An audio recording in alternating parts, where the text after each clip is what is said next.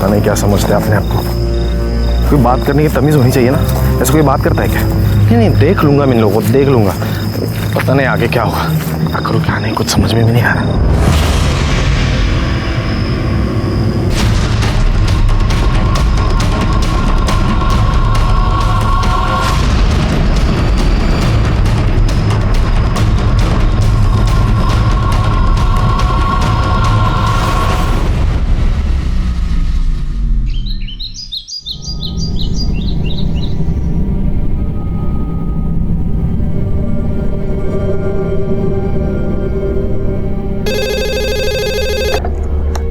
नमस्कार, Chandrapur police station.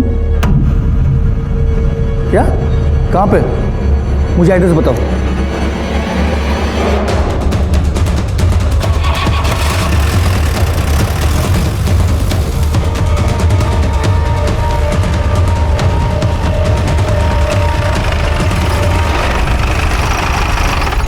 साहब, मेरा नाम ढूंढू है। हाँ। मैंने आप लोगों को फोन किया था। लाश कहाँ है? उधर आइए साहब, ये देख। कहाँ है? साहब, लाश थी यहाँ, मैंने अपनी आंखों से देखी थी। कहाँ है लाश? अरे थी तो क्या खुद चल के गई? जब मैंने आपको फोन किया तब यही थी, फिर मेरी मोबाइल की बैटरी खत्म हो गई थी, मैं चार्ज करने चला गया। सब सच कह रहा हूँ।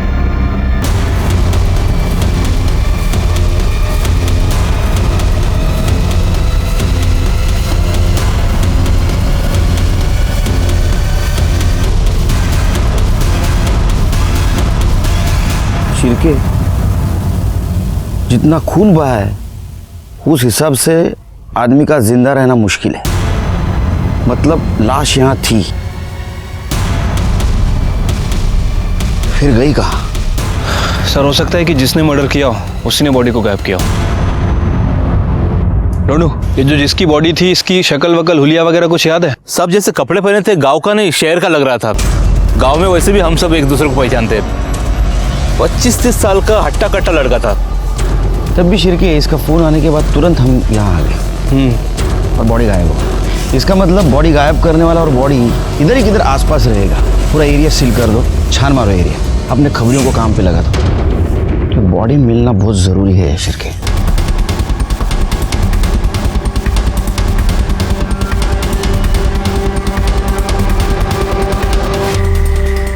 अब ये हो सकता है कि कोई जंगली जानवर खा गया हो या फिर किसी गांव वाले ने। सर, डेड बॉडी का पता चल गया। चलो ढूंढू को बुलाओ। Yes sir. पुलिस की नौकरी करने के बावजूद भी मुझे ऐसा कभी नहीं लगा कि मेरे सामने कोई चौंकाने वाला केस नहीं आएगा, क्योंकि जब भी ऐसा लगता है कोई हैरान करने वाला केस मेरे सामने आ जाता है। नमस्कार, मैं सीनियर इंस्पेक्टर सुनील केलकर आप सबका स्वागत करता हूं क्राइम पेट्रोल दस्तक के इस भाग में। आज मैं आपको 2016 का एक केस दिखाने जा रहा हूं। वैसे मर्डर केस मेरे लिए कोई बड़ी बात नहीं है और हर मर्डर केस में हथियार और बॉडी दोनों मिलना बहुत जरूरी है। लेकिन इस मर्डर केस में हथियार क्या, बॉडी भी गायब थी। और जब बॉडी मिली तो जिस हाल में मिली उसने हमारी मुश्किलें और बढ़ा दी। हर जुर्म होने से पहले विक्टिम को दस्तक जरूर मिलती है, लेकिन इस केस में दस्तक हमें मिल रही थी कि ये केस सॉल्व करना कोई आसान काम नहीं था।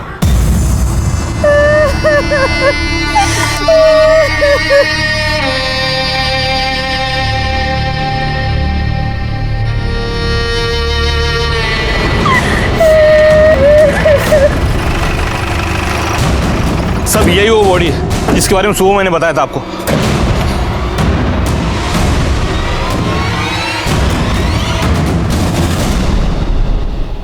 कौन लेके आ रहे बॉडी को इधर? मैं लाया साहब। वारदात की जगह से छेड़खानी करना कानून अपराध है, पता नहीं तेरे को? हाँ, तू लाश को एक जगह से दूसरी जगह लेके आया, जेल हो सकती है तेरे को। पागल। त्याच्या अंगाला हात लावू नका साहेब। आपके लिए लाश होगी, लेकिन मेरे लिए मेरा छोटा भाई है ये। अभी 2 दिन पहले ही पुणे से आया था ये। 4 साल था पुणे में। मैं गया था इसे स्टेशन लाने के लिए। आया तभी कितना खुश था ये। दादा, गांव में तो कुछ नहीं बदला। अरे नहीं रे, अभी देख, सारे बूढ़े बच्चे दिन भर मोबाइल पे लगे रहते हैं। अच्छा? पूरा का पूरा गांव बदल गया है अभी।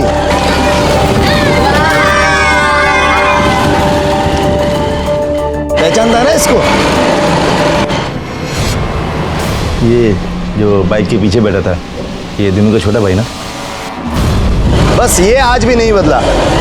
इसका और अपना झगड़ा आज भी चालू है। अभी पिछले महीने में इससे मेरा झगड़ा हुआ था। वो तो बाबा बीच में आ गए, वरना बहुत मारता मैं इससे। दादा एक मिनट, ये गंगे है ना?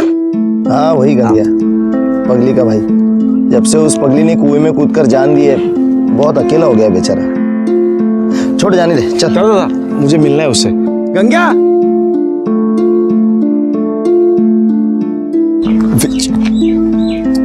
अरे बिजू, अरे कैसा है तू? मैं बढ़िया। बाबा तू तो एकदम शहर वाला बन गया। देख कैसा कपड़ा पहना है तू, मस्त एकदम, बाल भी बनाया एकदम। अरे क्या जूते लग रहे तू तो। लेकिन तेरे को क्या हो गया गंगे? क्या? ये फटे हुए कपड़े, ये टूटी हुई चप्पल, क्या है ये सब? जान दे। एक काम कर, तू मेरे जूते पहन। अरे नहीं नहीं नहीं, अरे नहीं मांगता है मेरे को। चप्पल अरे नहीं, तू निकाल अरे तेरा। तू क्या तू आजा यहाँ बैठ। अरे रहने दे। ये जूते पहन। पहन, मैं बोल रहा हूँ तुझे पहन। वो एकदम मस्त। हाँ हाँ ना? अच्छा लगा तेरे को? अरे वाह, पैर डाल इसमें। है नहीं? मस्त एकदम। हाँ चल, चल मैं बाद में मिलता हूँ तुझसे, ठीक है? चल चल चल मिलता हूँ। दादा गाड़ी गाड़ी।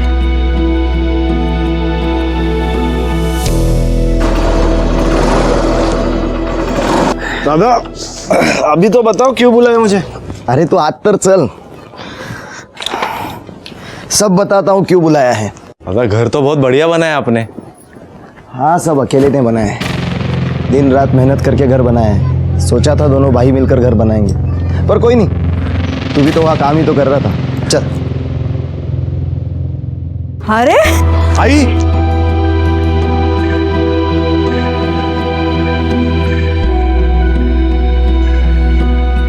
बाबा ये आपके लिए। अरे कैसा है? ना क्यों लेके आया सबके लिए?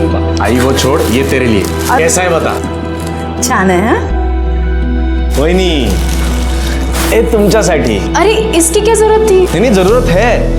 अरे कौन कहता रे विजू शहर जाके सबको भूल गया? अब देखो तो सबके लिए कुछ ना कुछ लेके आया है वो। मंजरी दाई के लिए भी साड़ी लेके आया हूँ, जब मिलने जाऊंगा ना तब दे दूंगा।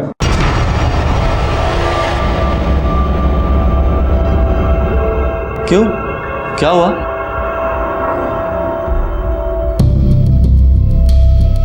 अरे मंजरी दाई यहीं पे है, आप लोगों ने मुझे बताया नहीं।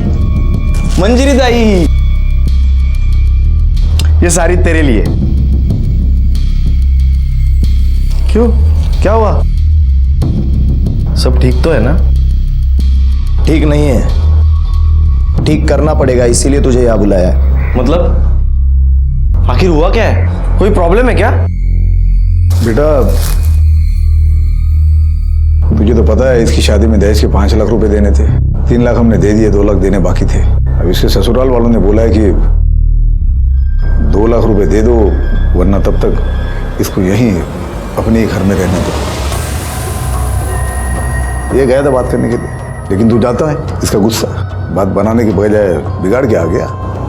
अब तुम ही कुछ कर लो। बाबा आप चिंता मत करो, मेरे पास अभी 50,000 है, मैं कल जाके उनको दे दूंगा और बात कर लूंगा। नहीं विजू बेटा, बात पैसे की नहीं है, वो तो हम भी कुछ ना कुछ कर लेंगे। इसके गर्म खोपड़ी से जो बात बिगड़ गई है ना, उसे जाके संभाल के आ। देख तू शांत है, पढ़ा लिखा है, तू समझदारी से बात करेगा तो वो लोग समझ जाएंगे, मान जाएंगे वो लोग। ठीक है बाबा, आप टेंशन मत लो, मैं कल जाके बात कर लूंगा। ताई तू काळजी करू नकोस, मी आहे ना? सारी गलती मेरी है, मैंने इसे भेजना नहीं चाहा था उनके पास। ये बात करने गया था साहब उनसे। ये देखो, देखिए क्या करके रख दिया उन्होंने, कितनी बुरी तरह से मारा है मेरे भाई को। अरे सुलह नहीं करनी तो ना करते, मारा क्यों मेरे भाई को? क्यों मारा मेरे भाई को? ये देखो, तुम्हारे भाई को किसने मारा ये पता करना पुलिस का काम है, और जिसने भी विजू को मारा होगा उसको सजा जरूर होगी। अभी हमको बॉडी को पोस्टमार्टम के लिए ले जाने दो। एम्बुलेंस से बोलो। ओ साहेब, विजू का शरीर यहाँ से कहीं नहीं जाएगा। अरे मुझे इसकी मौत के मुआवजे का पूरा 5 लाख रुपए मिलना चाहिए, उसके बाद ही ये शरीर यहाँ से हिलेगा। देखो, साबित होने नहीं होने से मुझे कोई फर्क नहीं पड़ता, मुझे बस मुआवजे की रकम चाहिए। ए, पागल हो गया क्या? देख, ऐसा कोई कानून नहीं है जिसमें ओ साहब, मैं कानून न क्या सीखूं? आपको पता नहीं है ना, तो जाओ पता करके आओ। 1959 में भी ऐसा ही केस हुआ था जहां मेरे दादाजी पर मर्डर केस लगा था। तभी इसी पंचायत ने मेरे दादाजी को मरने वाले के घर वालों को 500 रुपए मुआवजा देने के लिए मजबूर किया था। आपको झूठ लगता है? यकीन नहीं होता मेरी बात पर? मुखिया जी यहीं पर खड़े, पूछ लीजिए उन्हीं से। अब इस मामले में मैं आपकी कोई मदद नहीं कर सकता। दीनू बराबर बोलून राहिला है, वो मुआवजा मिलने के बाद ही अंतिम संस्कार हो पाएगा।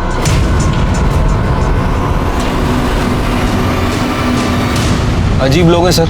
2016 में भी पंचायत का कानून चला रहे हैं। पता नहीं कौन सा 1959 की बात कर रहे थे। सिर्के ये गांव का मामला है, यहाँ हमारे स्टाइल से इन्वेस्टिगेशन नहीं चलेगा। मैं काम करता हूँ, इस केस के रिगार्डिंग डीएसपी साहब से बात करता हूँ, कानूनी सलाह भी लेनी पड़ेगी। तब तक तुम एक काम करो, ये विजू का कॉल रिकॉर्ड चेक करो और मंजरी के ससुराल वालों से भी पूछताछ करो। शायद विजू के मर्डर में उनका भी हाथ हो सकता है। सर ठीक है सर। 1959 में भी इसी गांव का केस था, जिसमें दलाराम वर्सेस स्टेट में दलाराम को विक्टिम के फैमिली को 500 रुपया मुआवजा देना पंचायत ने तय किया था, जिसे कोर्ट ने भी मान लिया था और उसी के बाद अंतिम संस्कार हो पाए थे। ये केस भी सेम है, तो आपको लॉ के हिसाब से ही चलना पड़ेगा। और मुआवजा सिर्फ विक्टिम के फैमिली के कहने से नहीं दिया जा सकता। उसमें सबसे ज़रूरी बात यह है कि मंजरी के ससुराल वालों पर यह मर्डर का चार्ज साबित होना चाहिए। सर, जब मैं मंजरी के ससुराल पूछताछ करने गया तो वहाँ दहेज का नहीं बल्कि एक नया एंगल सामने आया। साहब, मंजरी के घर वाले झूठ बोल रहे हैं, बकवास कर रहे हैं। अरे भगवान का दिया सब कुछ है हमारे पास, तो सिर्फ 2 लाख के लिए समाज के सामने हम इज्जत गवाएंगे क्या? दहेज मांगेंगे? खोटे बोलता है इतने। नहीं, ये बात सही है कि विजू यहाँ आया था और हमने उसे मंजरी के मायके जाने की असली वजह बता दी थी। असली वजह मतलब उनकी खुद की बेटी मंजिरी। तीच तर खरं कारण आहे या झगड्याचं। ऐसा क्या किया था मंजरी ने? मैं बताता हूँ। मंजरी का चक्कर चल रहा था, उसको किसी आदमी का फोन आता था जिससे वो घंटों बात करती थी। एक दिन मैंने पूछ लिया, किससे बात करती हो, कौन है ये आदमी? तो उल्टा वो मुझ पर भड़क गई कि मुझ पर नजर रख रहे हो, उसके मामले में ना पढ़ूं और अपने काम से काम रखो, नहीं तो वो सबको बदनाम कर देगी।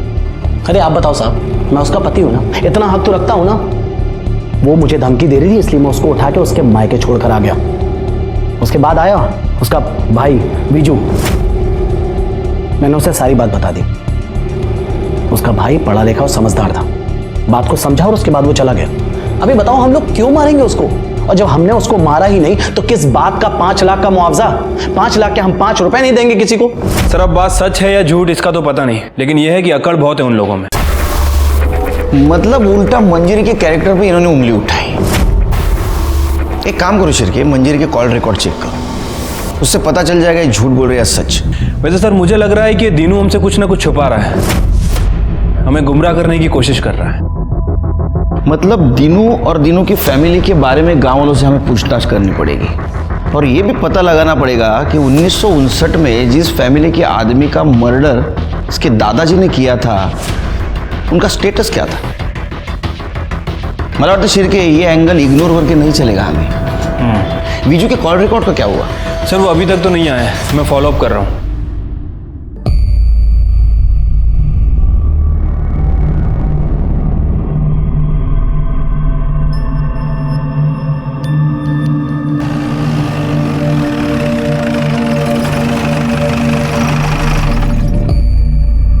सिरके देखा, उसका भाई मरा है, बॉडी बाजू में पड़ी है और ये पत्ते खेल रहा है। इसको तो बाद में देख लेंगे। चलो मुखिया से बात करते हैं।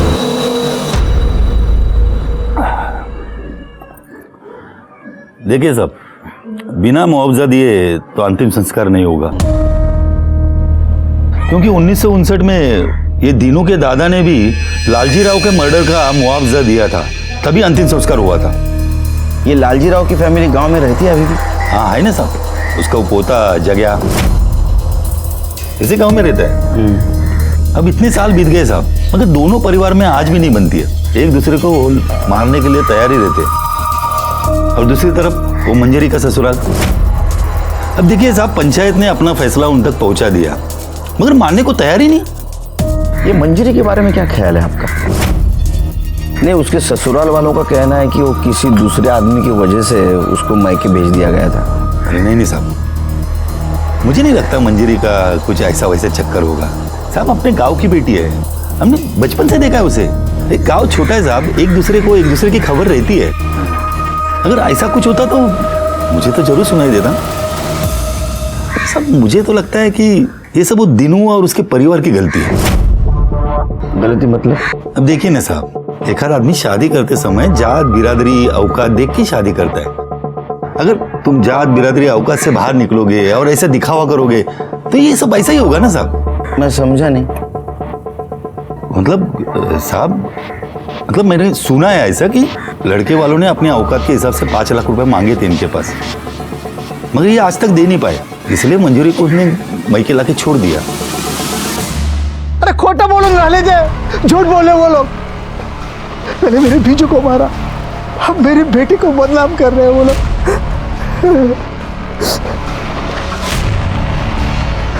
लेकिन मैं छोड़ूंगा नहीं उनको। मेरे बीजू को मारा है ना उन्होंने, मैं मुआवजा लेके रहूंगा, जैसे मेरे बाबा के पास ही लिया था। तुम्हारे पिताजी ने जग्गा के फैमिली को मुआवजा दिया था, लेकिन फिर भी तुम्हारी दुश्मनी खत्म नहीं हुई। तुम्हें ऐसा नहीं लगता कि जग्गा ने बदले की भावना से उसे मारा होगा? उस पर शक नहीं होता तुम्हें? नहीं, क्योंकि लालजी राव के परिवार में कोई बचा ही नहीं है। हाँ, एक लंगड़िया बचा है, उसकी हिम्मत नहीं मेरे परिवार की तरफ आंख उठा के देखे। तुमने बॉडी के घाव को नहीं देखा, जिस तरह से मारा है ना, ऐसा लगता है दुश्मनी निकाली। ये जग्गा रहता कहाँ है?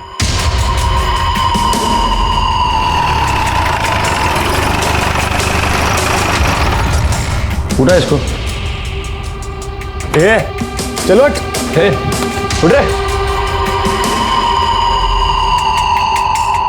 साहब। आप क्या हुआ साहब? पार्टी हुई कल रात यहाँ।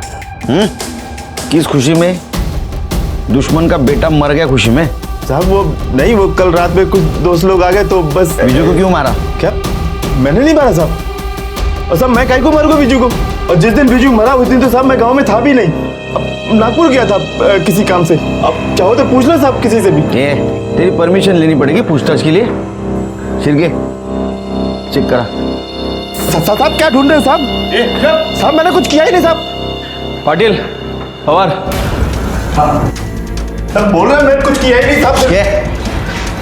कुछ किया नहीं तो इतना क्यों फड़फड़ा रहा है? साधु खड़े रहे। साहब सच बोलता है, मैंने कुछ नहीं किया साहब। लेकिन साहब एक बात बोलता हूँ, मैं बीजू के मरने का मेरे को जरा भी दुख नहीं है, लेकिन दीनू मरा होता ना साहब तो बहुत ज्यादा खुशी होती। साहब एक नंबर का हलकट है वो।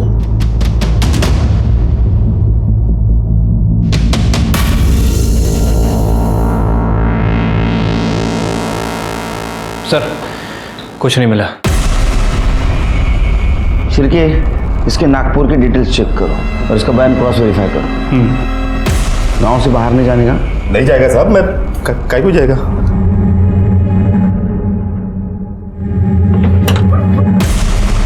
शिरके सर नजर रखो इस पे, क्योंकि विजू को मारने का सबसे स्ट्रांग मोटिव इसके पास है। इसके कॉल रिकॉर्ड और मोबाइल लोकेशन चेक करो। सिर के बॉडी की हालत खराब होने से पहले कुछ करना पड़ेगा हमको। लेकिन सर हम क्या कर सकते हैं? 24 घंटे कोई ना कोई आदमी बॉडी के पास रहता ही है। ऐसी हालत में पोस्टमार्टम भी नहीं करवा सकते। अपना एक्सपीरियंस तो यूज कर सकते हैं।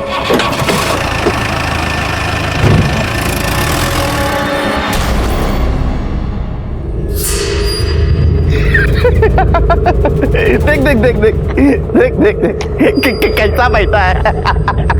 तेरे को पता है पुलिस आई थी मेरे घर पर मिला कुछ भी नहीं।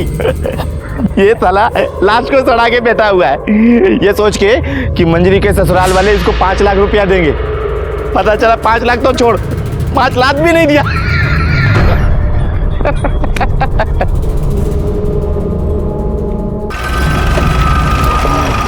निकालो। गाड़ी आगे इधर लगा, लो आगे लो, आगे लो, चलो चलो चलो, गुड गुड, निकालो, चलो निकालो। उधर हो। ये काय करून राहिले साहेब? मैंने आपको बोला ना मुआवजे के पहले मैं तेरे को मुआवजा मिलेगा। ये बर्फ इसलिए लाया है ताकि बॉडी सड़ ना जाए। अगर बॉडी सड़ गई ना तो गांव में बीमारी फैल जाएगी, समझा? सरपंच जी, आपको तो कोई तकलीफ नहीं होगी क्योंकि गांव के भलाई का मामला है। ठीक है साहब, लगा लो बर्फ। हाँ चलो, निकालो निकालो, हाँ निकालो, इधर लाओ, इधर।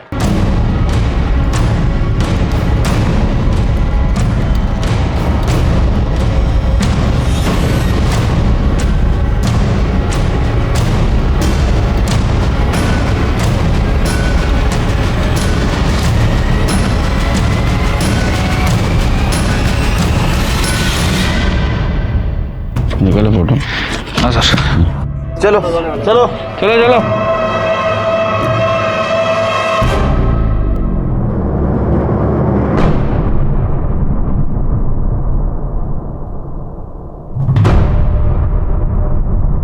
सर, शिरके, ये घाव देख के लगता है कोयते से मारा है और जिस फोर्स से मारा है लगता है बदला लिया है। हो सकता है सर। वैसे इस तरह के हथियार लोग गांव में अक्सर यूज करते हैं, जो खेतों में काम भी आते हैं और जरूरत पड़ने पर हथियार भी बन सकते हैं। नहीं तो मुझे क्या लगता है शिरके, एक काम करना पड़ेगा। Sir, sugar. अरे रहने दे यार, एनर्जी आती है। हाँ तुम क्या बोल रहे थे? सर, ये वीजू के कॉल रिकॉर्ड है। इनके हिसाब से गांव आने के एक दिन पहले दीनू ने वीजू को नहीं बल्कि वीजू ने दीनू को कॉल करके बुलाया था। वो हमसे झूठ बोल रहा था सर। झूठ बोलने की कुछ वजह हो सकती है, इसमें दिख रही है वजह? हाँ सर, ये देखिए, ये एक नंबर है जो गांव आने के बाद वीजू अक्सर बात करता था और फोन लोकेशन के हिसाब से वीजू की लोकेशन मंजरी के ससुराल की दिखा रही थी और ससुराल से वापस आने के बाद उसने इसी नंबर पे बात की थी। इस नंबर के बारे में इंक्वायरी निकाली तो पता चला कि पूना का नंबर है और किसी ज्योति के नाम रजिस्टर्ड है। एक और बात सर, ससुराल से वापस आते वक्त उसका फोन रात 8 बजे से सुबह के 5 बजे तक इसी लोकेशन पर था और इसी लोकेशन पे उसका फोन स्विच ऑफ भी हुआ। नहीं, बैटरी भी तो डाउन हो सकती है। शिरके, दीनू के मुताबिक दोनों भाइयों में बहुत प्यार था। वीजू पुणे में रहने के बावजूद भी फैमिली से बहुत अटैच था, लेकिन कॉल रिकॉर्ड में ऐसा कहीं भी नहीं दिख रहा है क्योंकि बहुत कम बार उसने अपने फैमिली वालों से या दीनू से बात की। लेकिन पुणे के इस नंबर से उसने रोज बात की। पुणे जाने की तैयारी करो शिरके, ये कॉल रिकॉर्ड का चक्कर पुणे में सॉल्व होगा।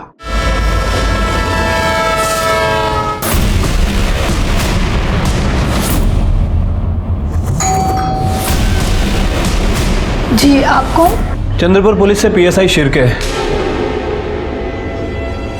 ये नंबर आपका है? जी मेरा है। आपसे कुछ बात करनी है।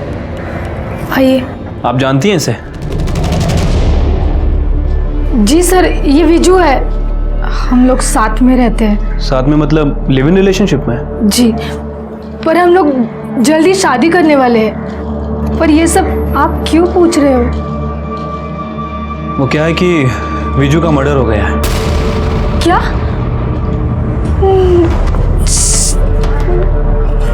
ये कैसे हो सकता है सर?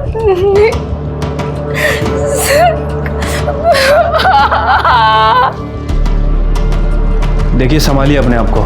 मैं जानता हूँ कि ये सही समय नहीं है आपसे बात करने का, फिर भी विजू के कातिल तक पहुँचने के लिए हमें आपकी मदद चाहिए।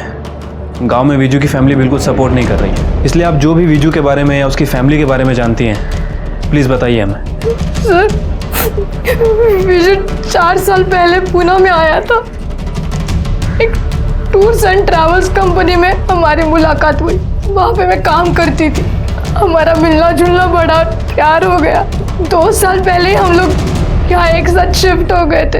हम शादी भी करने वाले थे सर, पर हम दोनों चाहते थे कि शादी से पहले हमारा खुद का घर हो। विजू ने कहा कि गांव में उसकी बहुत सारी जमीन है, अगर वो अपना हिस्सा बेच देगा तो यहाँ घर खरीद सकते हैं। इसलिए उसने अपने भाई को फोन किया और कहा कि गांव आ रहा है। पूरे 4 साल बाद आया तू, वो भी अपना हिस्सा मांगने? कुड़ी खाऊं रहेगा तुझा हिस्सा? कोई नहीं खा रहा तेरा हिस्सा। हम भी तेरे भले के ही सोच रहे हैं। ये देख, ये लड़की देखी है तेरे लिए, अरे इसके घर वाले पूरे 5 लाख रुपया देने को तैयार है। इनसे 5 लाख ले लेंगे और फिर आप लोगों को समझ में नहीं आ रहा क्या? मैं यहाँ पे शादी करने नहीं, अपना हिस्सा मांगने आया हूँ। विजू, देखिए, मैंने लड़की पसंद कर ली है, पुण्याची है, ज्योति नाम है उसका। मैं उसी से शादी करूंगा। आप लोगों से अपना हिस्सा लूंगा और वहां पे अपना खुद का घर बांधूंगा। मुझे आप लोगों से और कुछ नहीं चाहिए। हमें भी कुछ नहीं चाहिए तुझसे, समझा ना? वो तो इस मंजीरी के बारे में सोच रहे हैं हम कि तेरी शादी के बाद 5 लाख ले लेंगे और उसमें से 2 लाख इसके ससुराल वालों को दे देंगे ताकि ये भी अपने घर में जा सके। लेकिन तुझे तो अपने अलावा किसी की पड़ी ही नहीं है कुछ। दादा, आपको मंजीरी ताई का प्रॉब्लम सॉल्व करना है ना, मैं कर दूंगा, मैं देख लूंगा, कल जाके मैं बात कर लूंगा। लेकिन इसके अलावा मैं आप लोगों के लिए कुछ नहीं कर सकता। देख विजू, अगर तुझे हिस्सा चाहिए ना तो तुझे उसी लड़की से शादी करनी होगी जिससे हम लोग कह रहे हैं, वरना अगर अपनी मर्जी से शादी करनी है ना तो हिस्सा विस्सा भूल जाना। और अच्छा सुन, यहाँ 2-3 दिन और रुकना पड़ेगा। अरे यार, अभी चेक किया, वो प्रॉपर्टी में मेरा नाम ही चढ़ाया नहीं गया है। वो सब ठीक करने में 2-3 दिन तो लगेगा ही ना। और मंजीरी ताई की ससुराल की प्रॉब्लम भी तो सॉल्व करनी है। अच्छा ठीक है, अपना ख्याल रखना। हाँ, लेकिन वीजू की फैमिली ने हमें ये नहीं बताया कि वीजू वहाँ पे अपना हिस्सा लेने गया था। सर वो उसी के लिए गया था, उसने मुझे बोला नहीं और मैं समझ गई थी कि बंटवारे को लेकर बहुत टेंशन है सर। ज्योति के साथ बात करने के बाद इस केस का एंगल जो सामने आया वो काफी स्ट्रांग था। अब ये केस बंटवारे और आपसी झगड़ों का ज्यादा लग रहा था। दीनू और मंजीरी के ससुराल वालों का झूठ सामने आया था और मंजीरी के कॉल रिकॉर्ड में किसी भी अनजान व्यक्ति का नंबर नहीं मिला था। लेकिन ये सब होने के बावजूद भी कातिल कौन है ये हमारे समझ में नहीं आ रहा था। और इस केस को जल्द से जल्द सॉल्व करना जरूरी था क्योंकि वीजू की बॉडी को चौराहे पे पड़े 4 दिन बीत चुके थे और हमारे पास वक्त बिल्कुल नहीं था।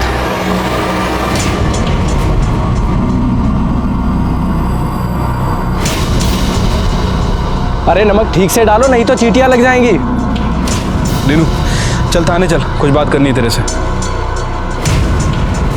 विजू का ध्यान रखना, मैं पुलिस स्टेशन होकर आता हूँ। चल। तूने बताया विजू को तूने बुलाया था मंजीरी के ससुराल बात करने के लिए, लेकिन हमें ऐसा पता चला है विजू खुद आया था प्रॉपर्टी के बंटवारे की बात करने के लिए। साहब ये कौन बोला आपको? ज्यादा शाना समझ रहा खुद को, जितना पूछ रहे हैं उतना जवाब दे।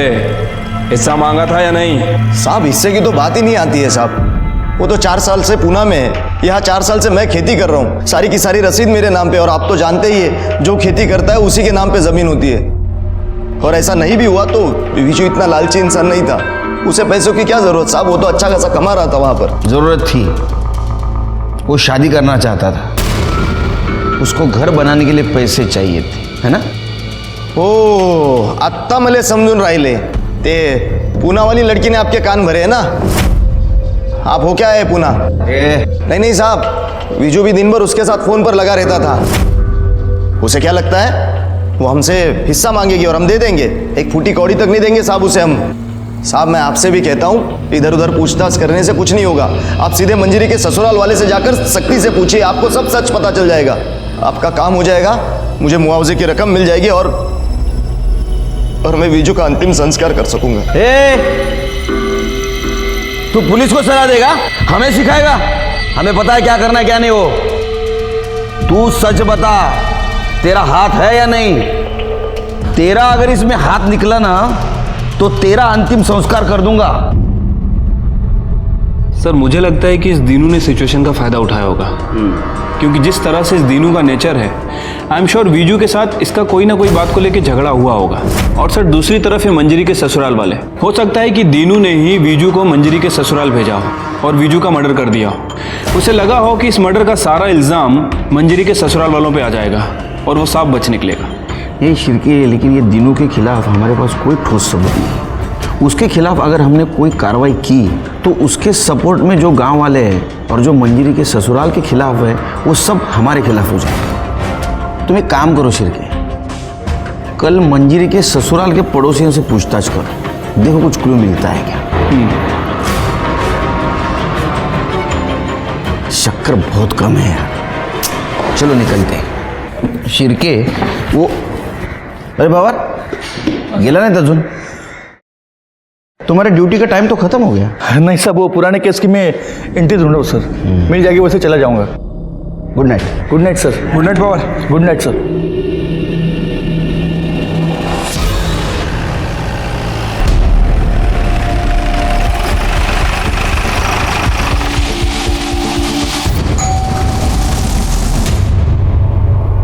1 मिनट बाहर आएंगे, आपसे कुछ बात करनी है। जी।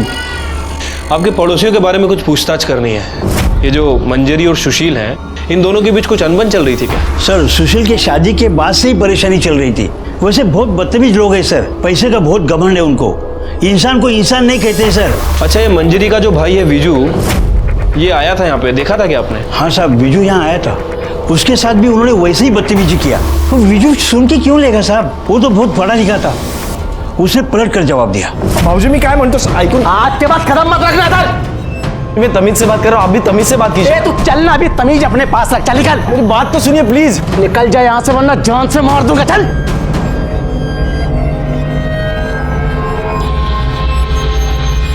चल नीचे गए। चल चल। अरे सर, मैंने आपको बताया तो था, उस रात बिजू बात करने आया था।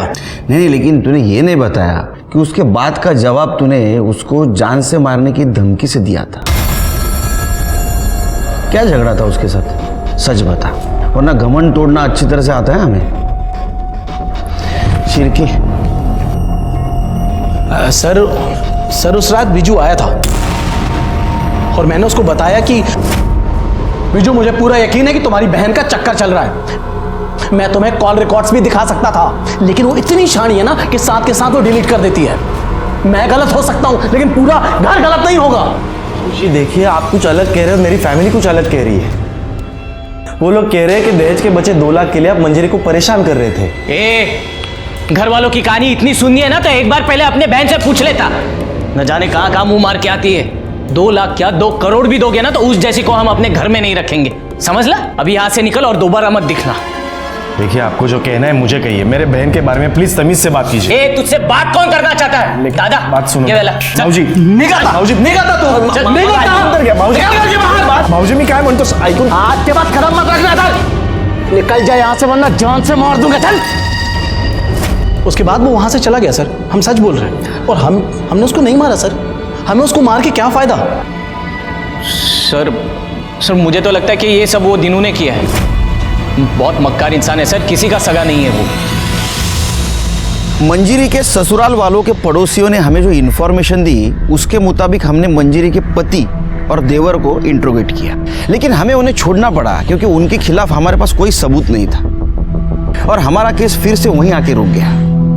और इधर विजू की बॉडी की हालत दिन ब दिन खराब होती जा रही थी। जैसे ये बात मीडिया को पता चली, ये केस लाइमलाइट में आ गया और हमारी मुश्किलें कम होने के बजाय बढ़ गई। आज पूरे 6 दिन हो चुके लाश को यहाँ रखे हुए। लाश काफी हद तक सड़ चुकी है, बावजूद इसके पुलिस इस मामले को हल करने में नाकाम रही है। गांव में बीमारी फैलने की आशंका है। सबसे शर्मनाक बात तो ये है कि एक इंसान के मरने के बाद भी उसका सरेआम तमाशा बनाया जा रहा है। फिलहाल कहा नहीं जा सकता कि ये तमाशा और कितने दिन चलेगा। मैं चंद्रपुर से रिपोर्टर नीतू, कैमरामैन अखिल के साथ धन्यवाद। अरे तूच समजून घेत नाहीस मला, तर बाकीचे काय समजून घेणार? अरे तू देख रही है ना कितना टेंशन है। हाँ, न्यूज़ देख रही है ना, मीडिया वाले कितने पीछे लगे हमारे। अरे हाँ बाबा, पहुंच रहा हूँ आधे घंटे में घर में। स्लो कर स्लो कर स्लो कर।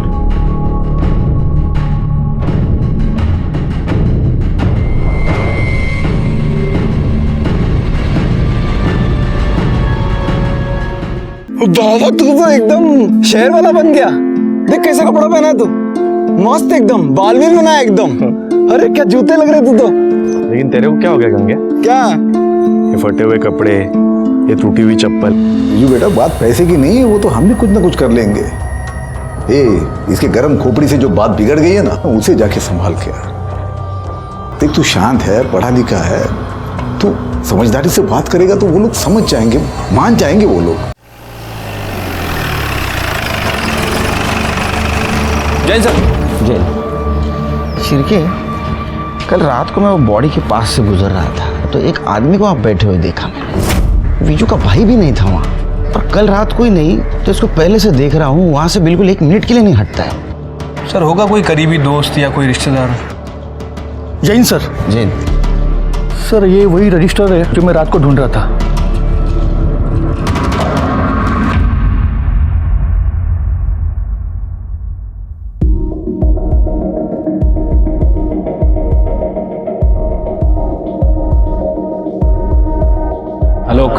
पवार, इन दोनों केस का आपस में क्या संबंध है? सर, जो आदमी 6 दिन से बिजू की डेड बॉडी के पास बैठा है, उसकी बहन मुक्ता की एफआईआर कॉपी है। और सर, मुक्ता ने 4 साल पहले कुएं में कूदकर खुदकुशी की थी। उसे सुसाइड मानकर ये फाइल क्लोज की गई और तब जस्ट मेरी पोस्टिंग नई यहाँ पे हुई थी सर। लेकिन पवार, ये मुक्ता का सुसाइड केस और विजू का मर्डर केस, इन दोनों का आपस में क्या संबंध है? संबंध है सर। सुनने में आया था कि मुक्ता विजू से प्यार करती थी, उसे शादी करना चाहती थी। शिरके, साहब गन्या को लेके आओ। साहब, विजू दोस्त था मेरा, 4 साल बाद भी वापस आना गांव में साहब, मेरी फिक्र थी साहब, चिंता थी उसको। ये देखो साहब, अपना जूता निकाल के दिया उसने मेरे को। बहुत प्यार करता था साहब मेरे से, मैं भी बहुत प्यार करता था उसको। मैं कैसे मार सकता हूँ साहब अपने दोस्त को? अच्छा, ये वही दोस्त है ना जिसे तेरी बहन मुक्ता प्यार करती थी, शादी करना चाहती थी, और जब ऐसा नहीं हुआ तो उसने खुदकुशी कर ली। साहब, मुक्ता के बारे में पूरा गांव जानता था साहब कि वो एडी है, किसी से भी प्यार होता था साहब उसको। तो एक बार बोली बकरे से प्यार है मेरे को, बकरे से शादी करनी। मैं कही तो आप सोचो साहब, ऐसे बहन को मैं कैसे अपने दोस्त के गले बांधता साहब? एकदम दिमाग से कमजोर थी साहब, शादी के बारे में मैं सोच ही नहीं सकता साहब। पागलपने में कुएं में कूद गई। सच बोल रहे हैं? सच बोल रहा हूँ साहब, मैं दोस्त था साहब मेरा, मैं तो मार ही नहीं सकता उसको। प्यार करता था मैं उसको, न खाना खाया जा रहा, न काम किया जा रहा। क्या काम करता है तू? हाँ साहब। काम क्या करता है तू? मैं साहब ये खेत में मजदूरी करता हूँ साहब, मैं लोगों के ये फसल लगाना काटना यही सब काम करता हूँ साहब। मैं गरीब आदमी हूँ साहब।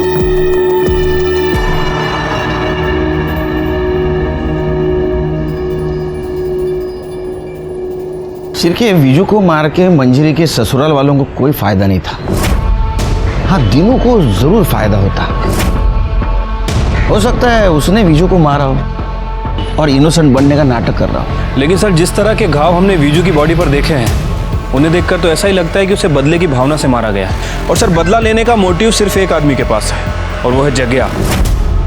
हो सकता है कि अपने दादा की मौत का बदला लिया हो। सिरके, ये जग्या से तुम्हारे स्टाइल से पूछताछ करो, और एक काम करो, दीनू का घर और मंजरी का ससुराल अच्छी तरह से छानबीन करो। वो मर्डर वेपन मिलना बहुत जरूरी है हमारे लिए। ठीक है सर।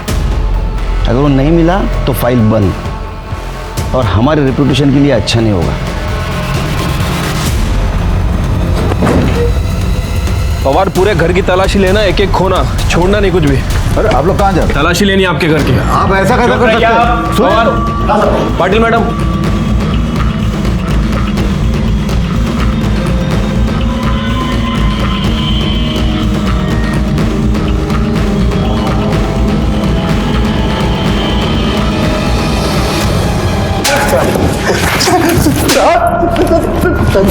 मार मार के तेरी खाल उधेड़ दूंगा। बाल भाई शपथ साहब, हमने नहीं मारा विजू के साहब। बोल रहा है, झूठ बोल रहा है साहब। अब कहीं को झूठ बोलेगा साहब? वो दिन हम लोग नागपुर गए थे, कैसे मारेगा साहब हम उसको? अगर पता चला ना कि तुम तीनों झूठ बोल रहे हो, खैर नहीं है तुम तीनों की।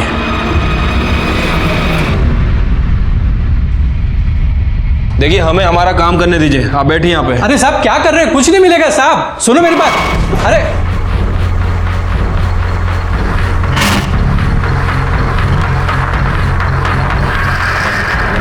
पवार, कुछ मिला?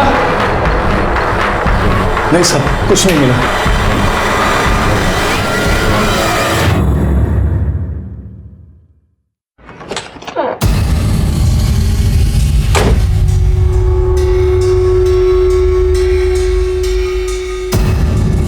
पवार। हाँ साहब। हटाओ ये सब, डिग्गी में चेक करो।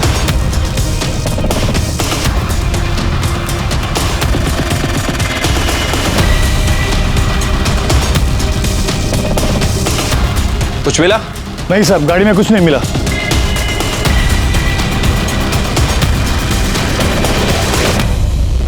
सर, हमने मंजरी के ससुराल और दीनू के घर की तलाशी ली, लेकिन सर कोई भी मर्डर वेपन नहीं मिला है। और वो जगिया के दोस्तों से भी पूछताछ की है। सर, उन सभी का यही कहना है कि उनने विजू को नहीं मारा है। सबके बयान को क्रॉस वेरीफाई किया है, सबकी एलिबाई को भी चेक किया है। उस दिन सब लोग नागपुर में थे।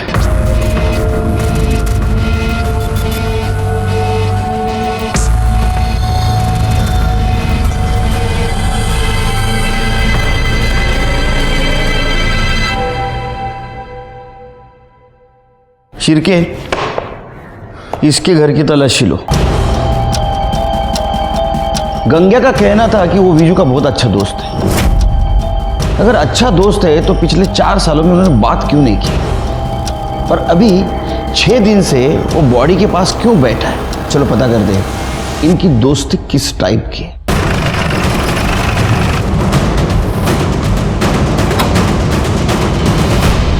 शिरके, घर का हर कोना छान मारो। पवार उधर जाओ।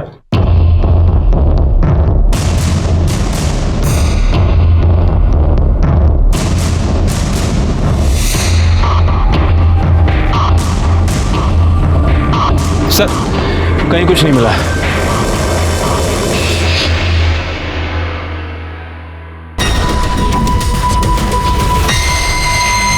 अरे नमक ठीक से डालो, नहीं तो चींटियां लग जाएंगी।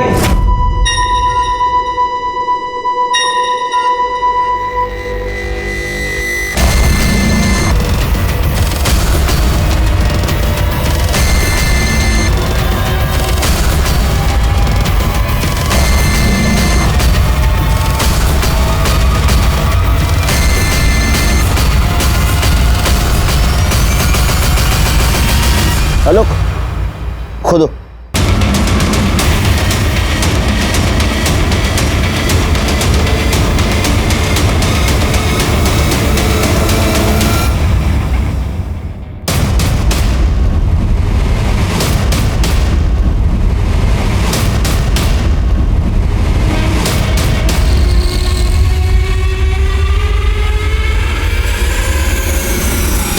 मैंने क्या बोला था शिरके? इस दोस्ती में कुछ झोल है। अरेस्ट करो इसको। उठाओ। चल चल चल चल चल।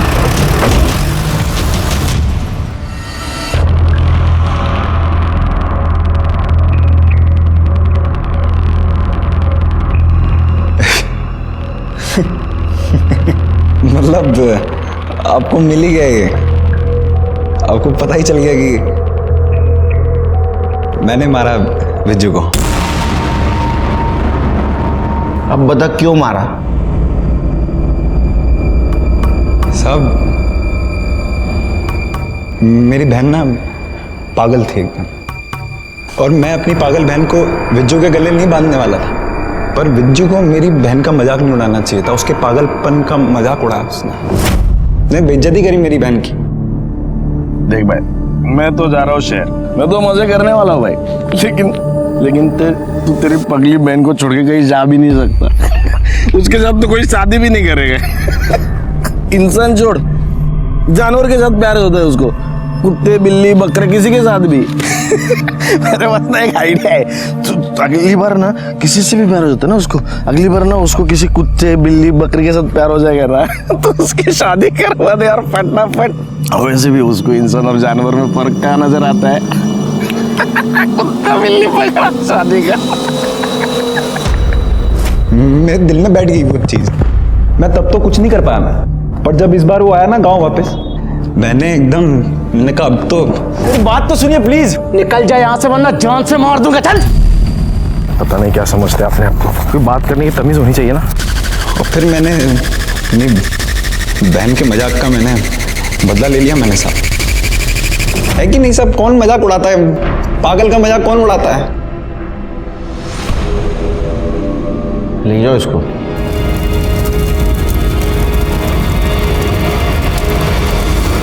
एक चींटी हाथी को भी नचा सकती है, कहावत तो सुनी होगी आपने।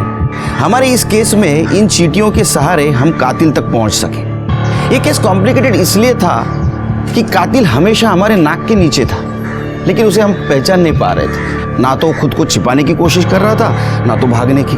गंगा को विजू को मारने का बिल्कुल अफसोस नहीं था। उसे लग रहा था कि उसने अपने बहन का बदला लिया है, लेकिन ये बात उसके क्यों समझ में नहीं आई कि उसकी इस बदले की भावना ने विजू को ही नहीं तो उसे भी खत्म कर दिया था। हर जुर्म होने से पहले दस्तक जरूर मिलती है, लेकिन उसके तरीके अलग अलग होते। जैसे इस केस में हुआ, विजू को दस्तक जरूर मिली थी, लेकिन उसने सुना नहीं। उसने एक पागल मासूम लड़की की उसके ही भाई के सामने बेइज्जती की थी, जो सही नहीं था, और इसकी कीमत उसे अपनी जान दे के चुकानी पड़ी। मैं सीनियर इंस्पेक्टर सुनील केलकर आप सबसे विदा लेता हूं। फिर मिलेंगे अगले एपिसोड में। तब तक के लिए सतर्क रहिए, देखते रहिए क्राइम पेट्रोल दस्तक। मकसद बताना नहीं, बचाना है। जय हिंद।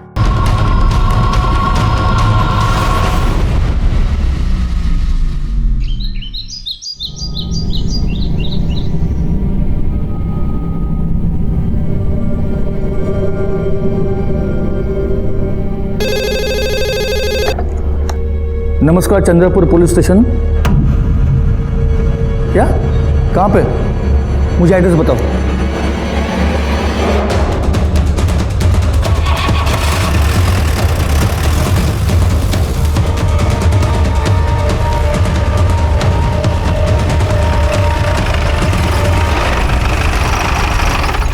साहब मेरा नाम ढूंढू है। हाँ। मैंने आप लोगों को फोन किया था। लाश कहाँ है? उधर आइए साहब, ये देख। कहाँ है? साहब लाश थी यहाँ, मैंने अपनी आंखों से देखी थी। कहाँ है लाश? अरे थी तो क्या खुद चल के गई? जब मैंने आपको फोन किया तब यही थी, फिर मेरी मोबाइल की बैटरी खत्म हो गई थी, मैं चार्ज करने चला गया। सब सच कह रहा हूँ।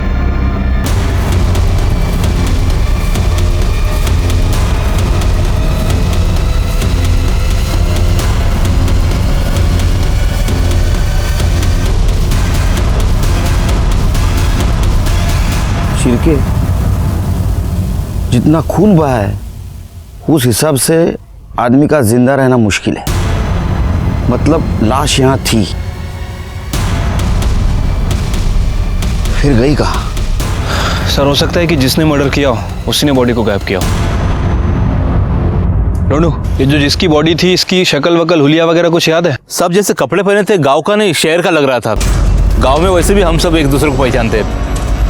25-30 साल का हट्टा कट्टा लड़का था। तब भी शिरके, इसका फोन आने के बाद तुरंत हम यहाँ आ गए और बॉडी गायब हो। इसका मतलब बॉडी गायब करने वाला और बॉडी इधर ही किधर आसपास रहेगा। पूरा एरिया सील कर दो, छान मारो एरिया, अपने खबरियों को काम पे लगा दो। तो बॉडी मिलना बहुत ज़रूरी है शिरके।